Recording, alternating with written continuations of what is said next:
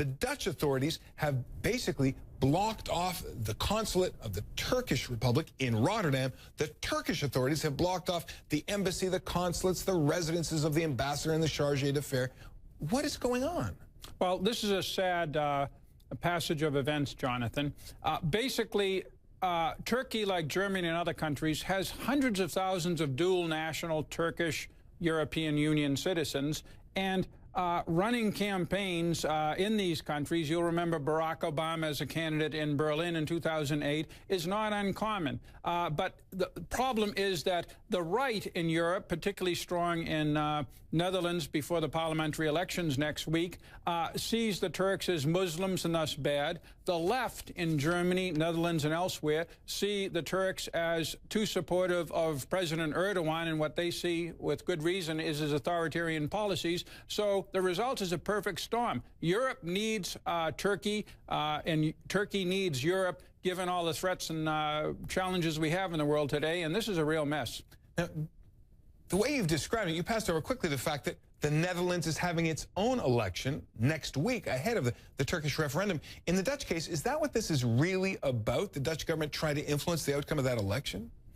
It's hard to say, Jonathan. Again, I've been following this in Germany and the Netherlands and elsewhere, and you have two sets of issues.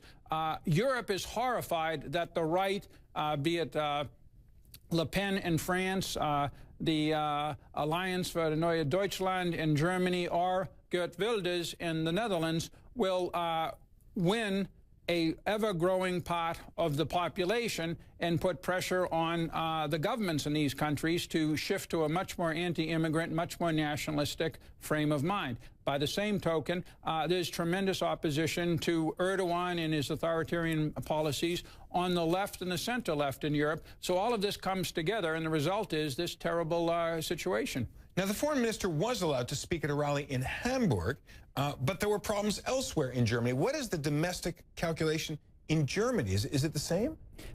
It's somewhat similar to the Netherlands, but you're dealing with a far more clever politician, Angela Merkel. She took the position that the central government won't decide. They will not ban these rallies by Turkish officials, but rather they'll let the municipalities do it at the local level. Cities and towns, some cities and towns have allowed it to happen, some have not, but it's been murky enough so that Erdogan has not been able to react as strongly against Germany as he just has against the Netherlands. Now, when they ban these meetings, citing public safety or public order, is that just a transparent fig leaf, an excuse? Of course, again, hundreds of thousands of people came to see Barack Obama in Germany in 2008 when he was a political candidate, and there weren't millions of American voters in Germany as there are millions of Turkish voters in Germany today, dual nationals.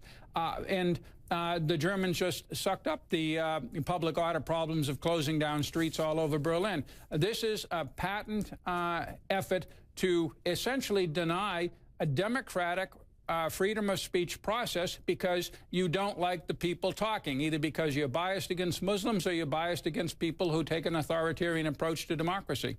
Turkey says it's going to respond. The word the Turks are using sanctions. Should they be saying refugees instead? Turkey is playing a crucial role both in taking millions of refugees from Syria and some from Iraq, and also working with the European Union.